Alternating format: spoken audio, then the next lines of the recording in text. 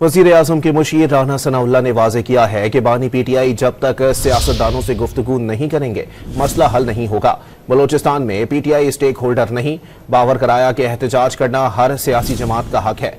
नहरी पानी पर मामला इत्तेफाक राय से हल होगा। वज़ीर आज़म के मुशीर राना सनाउल्लाह ने वाज़ेह किया है कि बानी पीटीआई जब तक सियासतदानों से गुफ्तगू नहीं करेंगे मसला हल नहीं होगा। बलोचिस्तान में पीटीआई स्टेक होल्डर नहीं, बावर कराया कि एहतजाज करना हर सियासी जमात का हक है। नहरी पानी पर मामला इत्तेफाक राय से हल होगा। वज़ीर आज़म के मुशीर राना सनाउल्लाह ने वाज़ेह किया है कि बानी पीटीआई जब तक सियासतदानों से गुफ्तगू नहीं करेंगे मसला हल नहीं होगा। बलोचिस्तान में पीटीआई स्टेक होल्डर नहीं, बावर कराया कि एहतजाज करना हर सियासी जमात का हक है। नहरी पानी पर मामला इत्तेफाक राय से हल होगा। वज़ीर आज़म के मुशीर राना सनाउल्लाह ने वाज़ेह किया है कि बानी पीटीआई जब तक सियासतदानों से गुफ्तगू नहीं करेंगे मसला हल नहीं होगा। बलोचिस्तान में पीटीआई स्टेक होल्डर नहीं, बावर कराया कि एहतजाज करना हर सियासी जमात का हक है।